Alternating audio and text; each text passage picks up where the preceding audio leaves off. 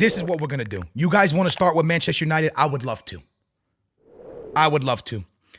A few weeks ago, I sat here with you guys and I told you something that I felt inside with 10. The new coach came from where? He was at Ajax. I was in Ajax also. Ajax is a talented club. They have the best talents in the club. They don't have big stars. What is the experience of this coach? Young talents. He comes to United. United is different mentality, different players. So the players there supposed to be big stars. So I think with his experience being there, I don't know if it talks for him. Now that Zlatan says it, are you going to listen? Because when I said it, y'all said, trust the process. Now y'all are saying W Zlatan. But go look at the stream 3 weeks ago where I tell you that 10 doesn't know how to coach stars. He knows how to coach kids that don't know, that aren't stars yet and don't have egos. I told y'all, I literally said this to y'all and everybody said, nah, you wrong, bro. You don't get it, bro. You don't get it, bro. You don't get it, bro. And now that Zlatan's saying it, people want to be like, oh, Watan, and give him a W. Where's my W? Where's my W when I said it? 10 didn't know how to deal with Ronaldo's ego. 10 doesn't know how to deal with Bruno's ego. 10 doesn't understand how to deal with Varane's ego or Casemiro's ego. And when I say ego, I don't mean it in a negative way. I'm just saying players that have accomplished a lot, that understand the sport in their way and have achieved a lot. You have to speak to them in different ways, bro. It doesn't work that way the way you think you could speak to David Neres and to Anthony when he's at Ajax. It's a different way of speaking to top tier players, bro. And the best person or the guy that kind of understands the best right now is Guardiola. And the guy that understands it really good is Zidane. These type of players that played know how to speak, and Xavi, they know how to speak to stars and make them, yo, come on, man, anybody can see it, yo. 10 does not know how to speak to players that have achieved something and understand what they're doing on the field, and that's why he lost it with Cristiano. That's why he's losing it with Sancho. He's losing it with anyone that thinks that they've done something in football. Like Sancho probably thought he did something in football and he had so much hype to him. He doesn't know how to speak to those type of players. Give me a 1 if you agree, 2 if no. He doesn't know how to speak to those type of players. And if you say I'm waffling, you're lying, bro. You're lying because you know I'm not waffling, bro. Like, you know I'm not waffling. You know I'm not waffling. And I'm going to say one more thing, and you guys can slay me if you want for this one. You ready?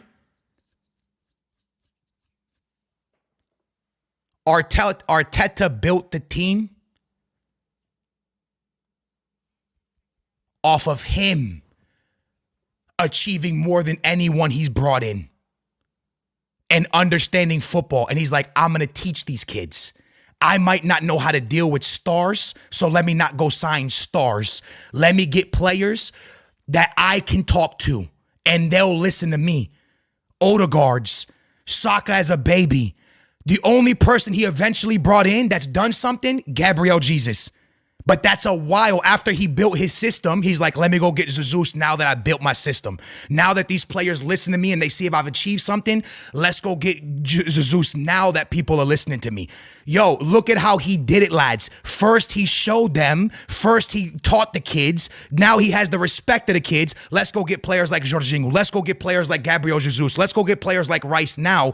And now I can bring them in. Y'all can see, you can clearly see he built something first before he went to go get stars. He knew what he was doing. 10 walked into a locker room where no one gave a shit who 10 is. You not bigger than Bruno. You not bigger than Ronaldo. You ain't done nothing. They're looking at you like, who is this guy, yo? Like, what has this guy done? What respect should I have for this guy? Like, what should I do for him? And that's where the locker room's lost. And I'm not blaming 10.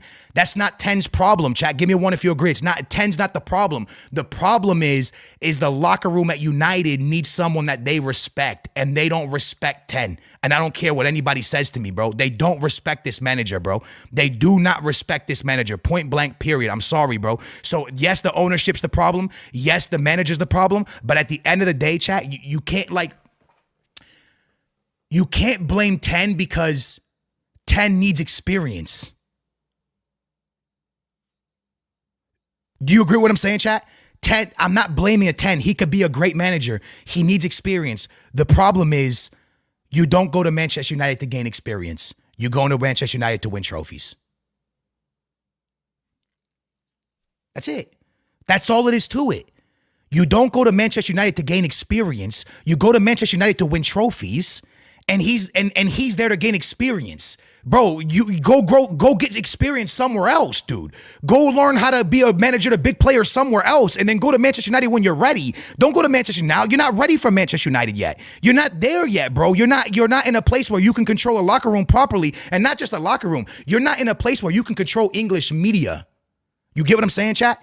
When you coach at Manchester United, bro, it's not like a regular club. You lose one game and the sky's falling, and you got to be able to deal with the media and the outside noise, and you got to be a manager experienced enough that you could deal with this stuff out here and with your players in here and keep everything copacetic, bro. When you coach in teams like Manchester United, Real Madrid, and Barcelona, you lose one game and the world is coming to an end. It's the last day of the world, bro. That's it, bro. It's the end of the world. Like, that's what it's like when you lose at these type of clubs, and you have to be able to control that. You got to be able to get through that, and I don't think Ten knows how to tame those situations. So look, for me, 10 should have been fired after Crystal Palace. And I'm sorry, like 10 should have been fired after Crystal Palace. That's all I'm telling you. Y'all can keep coming crazy at me. You can't lose to Crystal Palace, dog. You cannot lose to Crystal Palace. That's crazy. That's actually crazy. Like, yo, y'all can say whatever you want, dude. I'm going to look you in your face and say it like this.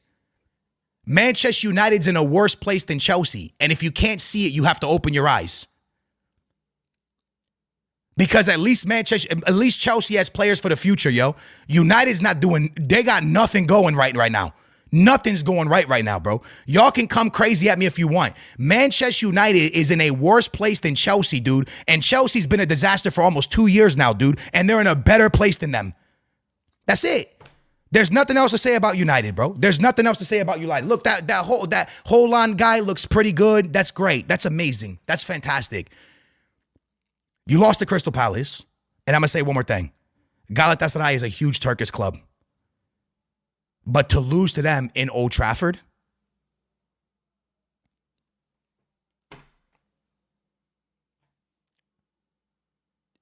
if you're United and you lose to Galatasaray in Old Trafford, that's tough. And Galatasaray is huge. Don't get it twisted. Galatasaray beating you in Turkey, I understand that. Galatasaray coming to Old Trafford and beating you, that's wild. That's wild. Honestly, that's wild. That's wild, bro. That's wild. And I'll say one more thing. And I want to look at the camera when I say this. You ready?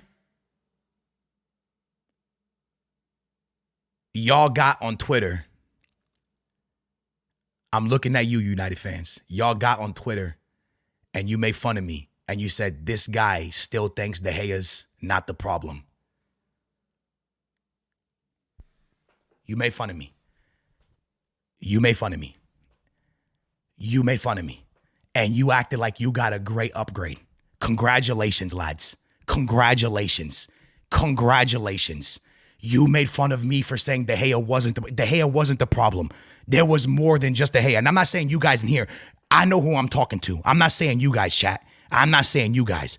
I know who I'm talking to. I'm talking about those Twitter Man United guys that be going. They got the little profile picture of one of the players. It'll be like Sancho, or it'll be like Anthony. It'll be one of them, right? Or it'll be like the guys with 10s, and then they be getting really butthurt when someone says something. And I'm just telling you, all I said was De Gea wasn't the problem. You started attacking me, and now you're seeing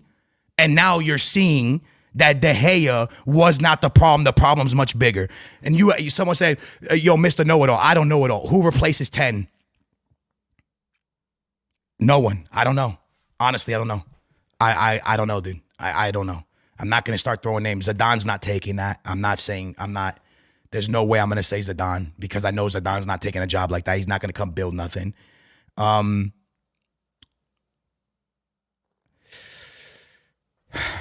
I don't know, dude. Honestly, I don't know. I don't know.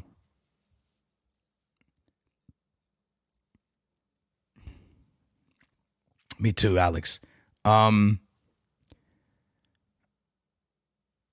you can't even say like a player like a coach like Mourinho, because for Mourinho to come, I would make them have to have like a 5-year contract where they can't fire me, because it's a project. This is a project at Manchester United now. It's gonna take years. I don't know. I don't know who you put, dude. I honestly don't know who you put. I don't. Mourinho's not taking it. Yeah, no way he takes it. It's gonna be a project, and it needs to be a project, lads, that the person has like 5 years to be there. But you also need someone that already has experience. So I don't know, dude. I don't know what you do. I don't know where you go from here. Honestly, I don't know, dude. I honestly don't know where you go from here. Because you say I don't know it all. I don't know nothing, to be honest with you. I'm just giving you like my honest opinion. Xabi Alonso's going to Madrid. I don't know, lads, who you go and get. You can't look. Ruben Amorim's doing fantastic at Sporting, great, but you again, no experience. No experience. So I don't know. I don't know where you go from here with Manchester United. United fans, where do you go?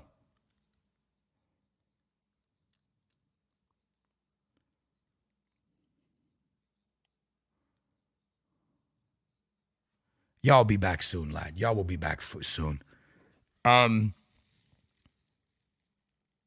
Put Castro at United at this point. I'm telling you, man. I don't know where you go with it. All right, we'll jump to Benfica really quickly. Are Benfica out? No, I think that the Real Sociedad's games were always going to be the make or break for Benfica. I think everyone knew that. I knew that. We all knew that. Those are the make or break games. We were supposed to win the first game that was on paper, and we got a red card. We weren't supposed to be Inter in Italy. A point there would have been fantastic, but so do I think Benfica's out? I'm happy as long as we get Europa League, because I think there's a shot that we could win the Europa League. We can't win Champions League. But do I think we're out? I do believe Benfica could beat Real Sociedad twice. I know we could beat them at the Luz. I don't know if we could beat them in Spain. So it's going to be tough. And by the time we play Inter again, they're probably not going to need points. So we might be able to scrape points from them. So it becomes so, because Benfica gets Real Sociedad back-to-back, and then Inter gets RB back-to-back. So if Inter beats RB back-to-back, they're on 10 points. So they're not going to need points. So by the time Benfica plays Inter again, Inter might not need points. Does that make sense? So they might not play their actual starting team, where that could be an easier game. So as long as Benfica beats Real Sociedad at home and then maybe ties them in Spain or can beat them, there's opportunity for us to actually come out the group. The game against Inter today, Arsenal has to score in the first half. He doesn't score, and our coach is frustrating me, man. What a terrible lineup we put out. I don't know why João Mario's on the bench. I'm sick of Di Maria, if I'm being honest with you. He's ruined the whole team since he's come back. Yeah, he's scoring a lot of goals and stuff, but we just give it to him and he kicks the ball forward every time. I don't know why we're not playing without a striker. And I don't know why Florentino Luis doesn't touch the field anymore. We signed a player called Kochu. That was one of the worst signings in Benfica's history. It's sad to see. He's a great player, but just unneeded. Unneeded. I don't know why this guy's on the team. I don't know what he's doing. I don't know why he's there. I don't know why Benfica signed him.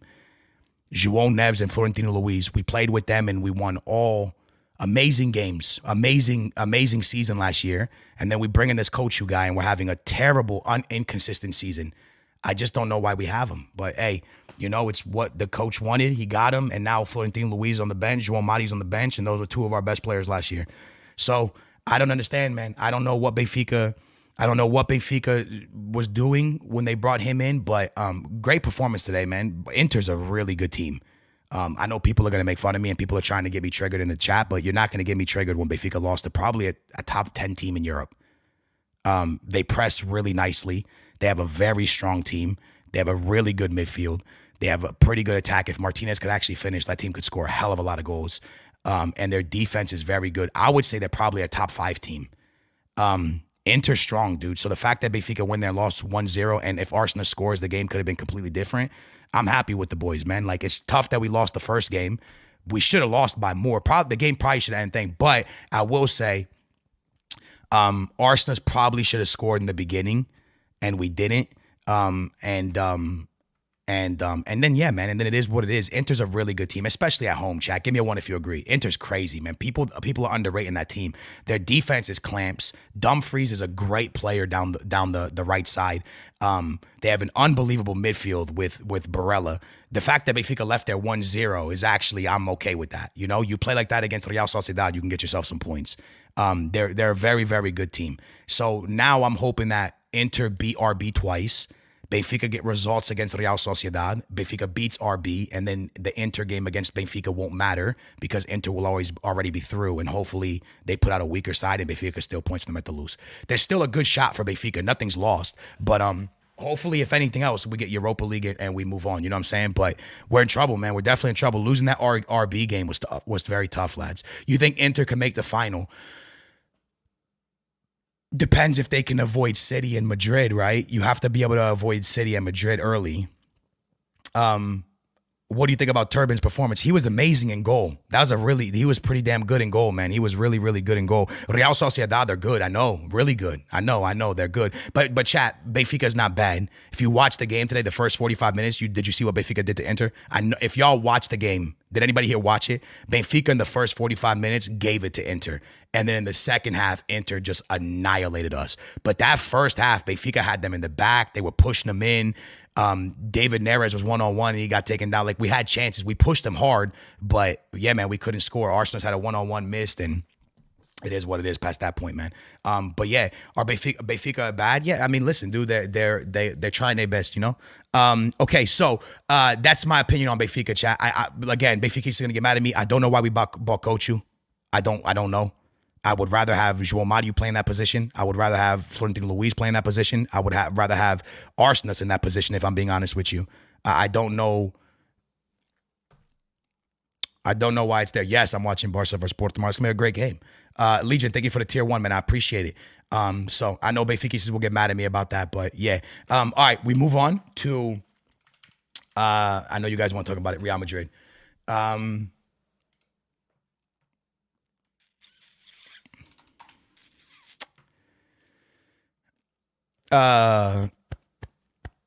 Let's just talk about the bigger picture.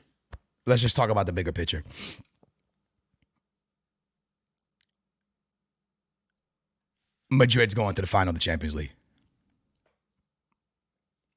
Madrid's going to the Champions League finally. The final. They're going to the final. They're going to the final.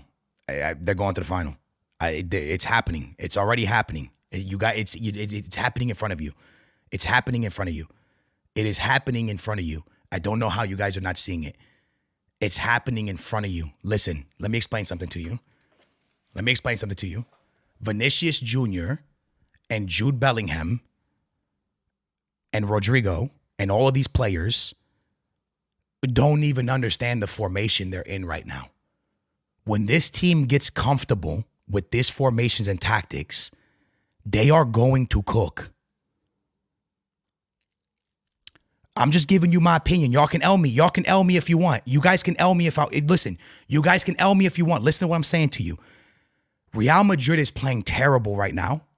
Not terrible, but not good. And they're top of their league. And they're winning games in the Champions League. Just hear me out. When this team eventually starts to play and it all connects, they are going to be scary because they're winning when they're not playing good. And that's what makes a championship team. You guys know I'm telling the truth. This is exactly what happened to Man City last year, bro. Man City came into the season kind of mediocre, winning games, nobody talking about them. They didn't know how to play with Haaland. Everything was looking weird. No one really knew. And then came the wintertime, they started cooking. Nobody could stop them. They were dogging people, and it hit. And I'm telling y'all, chat, the way Jude's playing already, once he fully gets comfortable in this system, once Vinny's back fully, because remember, he just came back from injury, bro. Once this team really gets to start to cooking, there's only going to be one team that can stop them, and it's going to be Man City. And you guys can L me, you guys can whatever, make fun of me. I'm just giving you my opinion. There's only going to be one team that can stop this team, and it's going to be Man City, bro. Again, it's my opinion. It's just my opinion. You guys can say whatever you guys want to say. It's just my opinion. But look.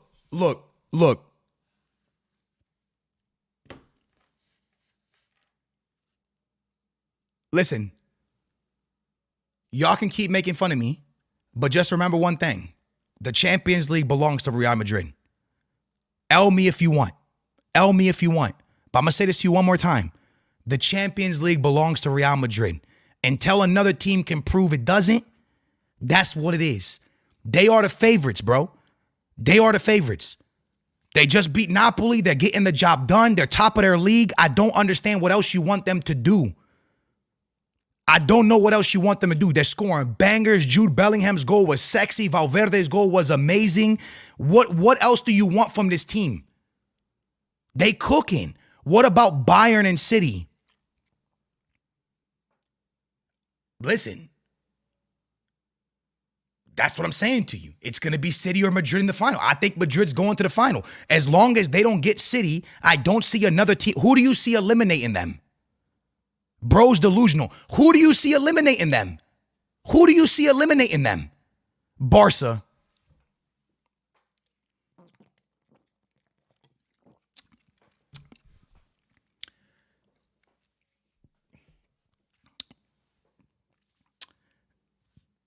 Hold on, please. Barca fans, we're going to do this together. We're going to revisit this conversation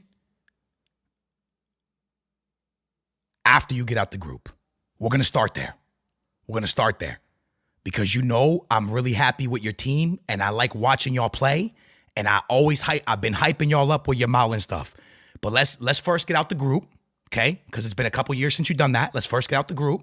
And then once you get out the group, we're going to start talking about if you guys can make the final. But we got to get you out the group first. And I'm not dissing. I'm just saying to you, let's just get out the group together. Let's just get out the group. And once we're out the group, then we're going to revisit this conversation of y'all going to the final. Deal? Deal or no deal? Deal or no deal? And that's not any shots at all. I'm just saying to you, we're going to get you out the group first. We're going to get you out the group. And once you're out the group, then we're going to come back and discuss. No deal. Why, bro? Why is it no deal? Worry about Benfica, bud. I'm not worried about Barca. You guys brought them up. I didn't bring Barca up.